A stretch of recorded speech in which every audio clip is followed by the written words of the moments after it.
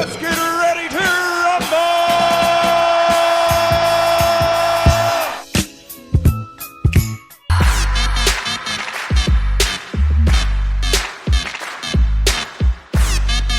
What's up, guys? Welcome back to my channel. Have you guys ever had like one of those times where you feel like super motivated to do something? Like, I mean, like super motivated, and then like all your motivation just like flies out of the window. You had that motivation, it's like a spark of motivation just comes to you, and then it just leaves and you don't know where it went or why it went or how it happened. Yeah, that's happened to me a few times actually. Am I the only one? I can't be the only one. Today I am here to spark your motivation back. I'm here to spark your motivation. I'm here to bring your motivation back. If it's gone, I'm here to motivate you, push you to do bigger, better, greater things. Ever since I was a little girl, like I'm talking ever since I was little, you probably heard this story before, but ever since I was little, I've always wanted to be a fashion designer. But there's always just been this thing about like fashion design and like big brands that people can't really figure out. There's like a secret. We feel like there's like a secret to being successful, to being like a top designer. I really think a lot of people who want to actually be designers kind of back out because they get intimidated by the industry, or the industry doesn't accept them. Kanye. A lot of people out here always say, oh yeah, I want to be a fashion designer. They see how much work you have to put in to be a designer, and it kind of pushes them away from actually wanting to do it. Like I said, it intimidates a lot of people. But this homegirl right here, I'm not gonna let it intimidate me. Since I've been doing a lot of research on my craft, I decided that I will go ahead and share some of this valuable information with you. I feel like we all have questions. How do we be successful in design as a fashion designer? Why aren't there more successful fashion designers? Why do we keep seeing the same designers over and over and over at the New York Fashion Week? Why can't I be a designer? Why can't I be in New York Fashion Week? You're gonna get the tips. You're gonna get some help right here from Teeks. Lego. This is a part of the Talk with Teeks series. Give this video a big thumbs up if you guys enjoy these types of videos and would like to see more Talk with Teeks videos on my channel. Also, I am curious, even though this is super disrespectful to fashion designers, man, and I am guilty of it. I am guilty. Leave a comment below letting me know, have you guys ever bought an imitation of a branded piece of clothing? Like a Kors or like Coach. Don't be lying. Don't be lying. If you have, let me know, and let me know why in the comments below. And yeah, let's go ahead and get into the video. So becoming a successful designer does not have an age on it. Okay, unless maybe like you're like 4 months coming out the womb. I'm pretty sure you're probably not gonna have a clothing line. But then maybe so, because there could be some babies out there that can, you know, have a clothing line. So I'm not gonna say that. I'm not gonna say that. I'm not gonna knock anybody. Like, if you want to be a designer, you can be any age. This is for all ages, so don't feel like this video isn't for you because you may be a little bit younger. Some video is for everybody, okay? Have you seen Project Runway Juniors? Have you seen those kids do their thing on Project Runway Juniors? They be getting it, okay? Number one, to be a super successful fashion designer, I would recommend you to do this your way. Don't think that because you see certain people doing certain things that's necessarily the correct way to do it. No, maybe use their tips, maybe use some of the information from this video to help you to get along the way as a successful designer, but don't think that you have to do it a certain way. Everyone's way isn't always correct. So do this your way and make sure that you are having fun with it. Numero two. You guys are gonna think I speak Spanish, but I don't speak Spanish, but let's get to number two. Learn how to sew. Sewing can really be draining. It's a lot to learn when it comes to sewing, but if this is your passion, you need to learn how to sew until you get the connections with the manufacturers, people who are going to be doing your clothes professionally. But if you're somebody who's going to start your business from at home and start getting clients and doing custom made pieces, then you're definitely going to want to learn and perfect your craft so that your pieces will look professional, really great when you send them out to your client. When I was in high school, I actually took a sewing class. If you haven't taken home ec, maybe, I don't know, maybe high school is a little bit different now. But I took home ec and I had to learn sewing. I learned like basically all the basics. You can also take some classes. Community colleges, they have sewing classes, so you can like check on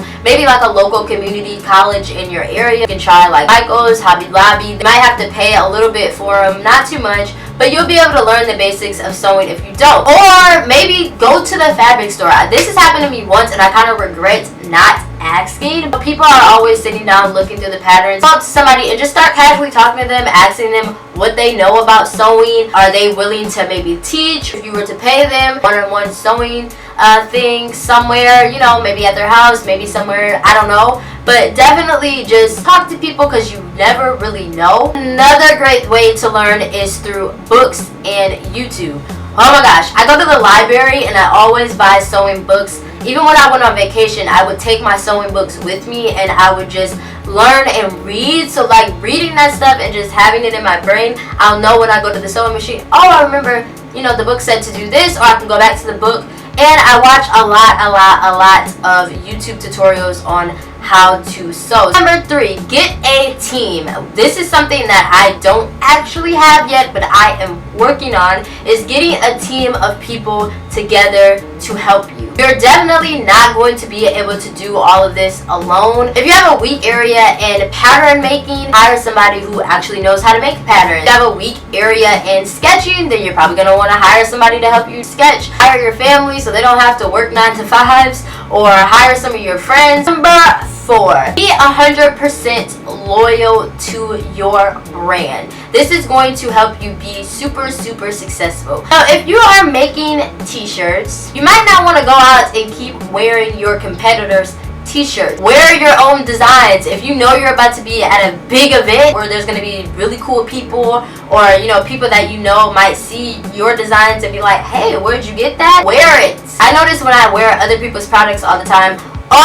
people ask me, hey, where did you get that? Where did you get that? Imagine if I was wearing my own product. I would be a freaking winner, okay? So make sure that you are always wearing your product, and get your friends to wear it too. If you have friends and you guys have similar styles, or you just know your friends are loyal, okay? They loyal and they gonna rock your stuff. Send them something and let them wear it and promote your brand as well. Number 5, apply for an internship and work your way up. These are great ways. There's a lot of big fashion houses out there, especially like in New York. You'll be able to see all the behind the scenes of what the designers or what the fashion house does. Maybe you're working just getting the coffee.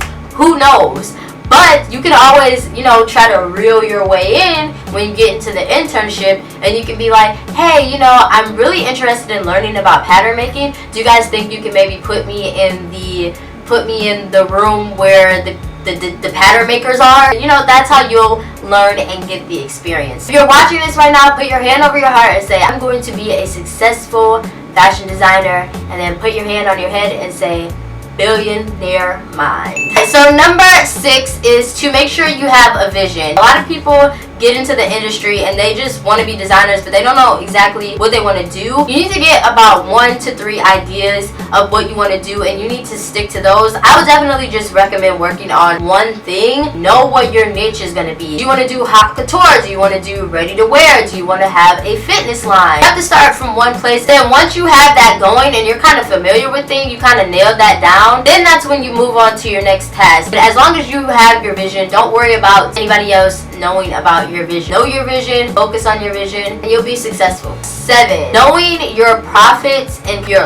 losses. You always have to be careful when it comes to designing. If you're starting a line, sometimes you'll end up spending a lot of money on materials, and you might not make that money back. So you have to really be careful and kind of know your profits and your losses. Learn and research about the business side of fashion design, the marketing side of fashion design, and it'll definitely make you successful. You always have to be really careful, because you don't want to go into debt trying to have your business, which that is possible. It can possibly happen. There's a lot of designers out there who have gone into debt. You have to be okay in that situation to kind of be financially unstable. You're working your way up to the top. Number 8.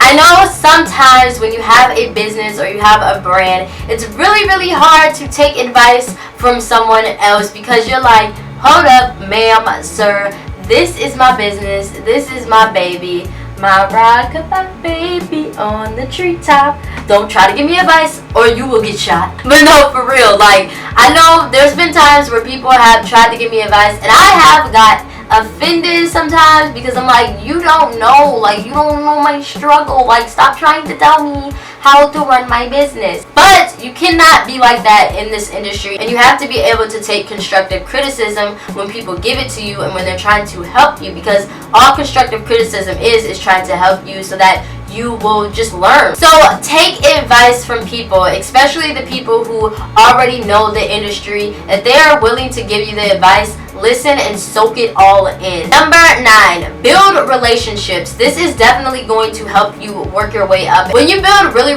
good relationships, these are people that you can get or bring on your team, and that just brings another creative side in to help you. Hey, it's Takara. I'm starting a clothing line.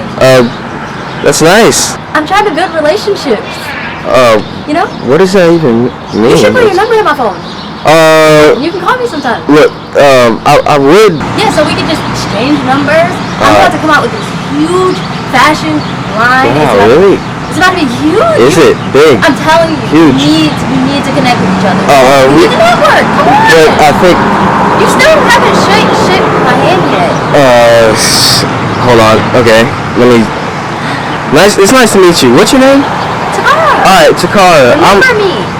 I will. Be big. I'm telling you. I won't forget you. All right. You go about your business. Be careful. You didn't even get my number, but get home safe. It's alright. I'll remember. I know it already. What? I already. What the? Also, people from different industries, so that way you'll always have those connections. Somebody else's connections might know somebody else's connection. That person might have the connection. It's like a ripple, what is it? Like a ripple effect? Number 10, stay focused. I know like 99.9% of the time, life is filled with distractions. It's always a new holiday. There's always something going on. But you have to be able to stay focused 100% of the time. And you have to be business savvy. You have to be motivated. You have to be a self-starter. You have to be somebody who is okay with being alone all the time, because this industry can get super lonely. It really can. You have to be able to cope with stress, work hard, be consistent, be willing to learn. I'm a person now that I listen to a whole bunch of audible books because I know there's not enough time in the day. 24 hours is just not enough time in the day, at least not for me. So I listen to a lot of audible books so that way I won't miss anything. Nobody is always 100% right and nobody knows everything. There's always something new to learn about your industry, your craft, your business. So you have to stay on top of learning so that you can be successful. If you don't, you're not going to be successful. If you once you stop learning, that's when you're going to fail. Just promise me that each and every one of you guys will at least read one audible book a day. The last tip that I have for you guys is just to be super creative. Think outside the box. There's so many different people doing the same damn thing. I'm just playing. There's so many people doing the same exact thing, having labels and coming out with things. Set the trends. Be different. Like, change the industry. Say, hey, I know you guys do it this way, but I'm about to come in and I'm about to do it this way. So that's all I have for this video. I hope you guys enjoyed it. Again, don't forget to give it a big thumbs up if you did enjoy it. Make sure to subscribe to my channel. I do upload videos here daily, so yeah, you want to subscribe so that you'll know when they drop down here on the channel. That's all I have for today, and I will see you guys later this week for a new video.